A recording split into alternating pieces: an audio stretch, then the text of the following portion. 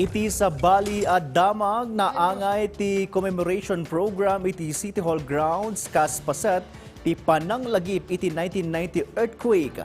Imbinglay dagiti masaknan ti nagbalingon ti syudad ti iti naglabas uno iti panaglabas ti nasurok talo a dekada. Dagiti detalye iti nasao nga aktibidad antay amuan live manipuad kani Jezreel Kate Labizar nga iti agdamag ket adda sadyay Baguio Cathedral. Jezreel anya dagiti pagteng iti naangay a komemorasyon.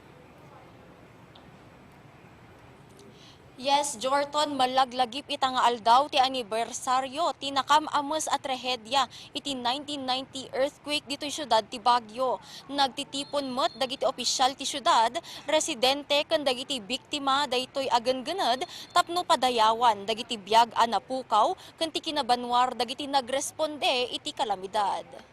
I was there about 9 o'clock in the evening when it was raining, hearing the voices of those trapped inside, shouting, tulungan po ninyo kami na wala kang magawa. May isa dayta apakasaritaan dagiti nakaimatang kan nakarikna iti panagdayeg iti napasamak a 1990 earthquake iti naangay a commemoration iti panagdayeg a nakapukawan ti adu a biag. Pasdak kan pagbiagan dagiti umili ti Baguio. Kagiddan daytoy iti pan nakarambak ti Disaster Resiliency Month ita a bulan. Imbinglay ni Rafael Risuelo ti kapadasan na idinakulong daytoy iti maikupat akad sa aran ti pasdek iti University of Baguio. Nalitnaw pa ilaeng kankwana dagiti napasamak.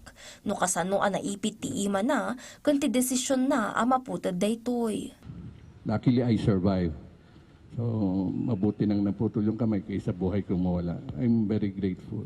Sigunmat ka ni Baguio City Mayor Benjamin Magalong, ado tinasursurwanda iti napasamak iti 1990. Kinunana ang nagbalin ang nagulokon awan panagkaykaysa dagiti nagresponde iti kalamidad. Pakakitaan asaan ang nakasagana dagitoy para iti napasamak. That particular incident woke us up.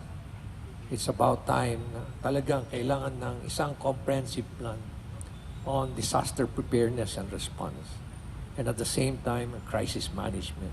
Para iti Baguio City Police Office, napatag ti pananglagip kadagiti napasamak iti 1990 earthquake, tapno maiwaras ti pan nakaammo, maipapan iti panagsagana kadagiti pada a kalamidad.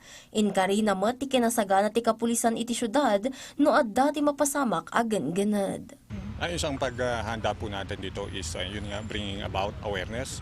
At the same time, pagsasanay, yung drills po, the regular drills that we are doing, not only within the Philippine National Police, but this is in coordination with other government agencies and mga private sectors. Impasigurado mo ti Baguio City Disaster Risk Reduction and Management Office nga agtultuloy ti aramidan da apanang paduras ti panagresponde da kadagiti kalamidad. Sumagmamanulaeng nga addang da ti regular apan nakasayangkat kadagiti earthquake drills, panang paerteng ti implementasyon ti building code, panang sukimat iti kagawaan, kinasagana dagiti agresponde ken dagiti residente ken dumapay.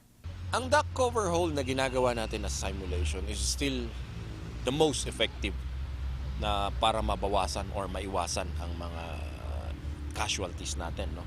So kung nagpapagawa po tayo, we're doing our simulations, our drills, sana po makijoin sila.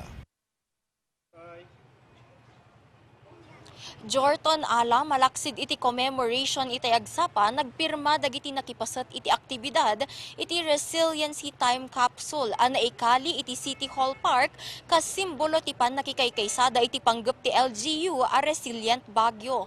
Agtultuloy dagiti panagreget nga aramiden ti lokal a gobyerno iti syudad tapno maisagana dagiti residente ken amin a masaknan nga agresponde iti the big one.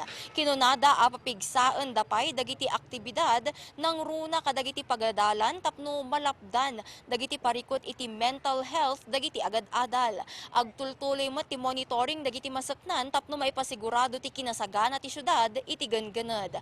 Kid daw dati pa nakikaykaysa dagiti umili kadagiti programa ken aktibidad nga ipatpatong palda tapno malapdan dagiti nakaro nga epekto ti ganganad. Kanayunan met nga impormasyon para kadagiti kakailyan tayo adda tayo ita ditoy Baguio City Cathedral ang maysa kadagiti naapektaran iti 1990 killer earthquake nga aging gaita ket nakatakder pay laeng. Sigun met kadagiti sumagmamano nga nakaimatang ti trahedya kastoy nga oras ken panawon ti mapaspasaran iti syudad ti Baguio idi mapasamak ti killer earthquake. Jezreel Kate Lapizar para iti Pagilian. Pagyamanan Jezreel Kate Lapizar live manipod ita Baguio Cathedral.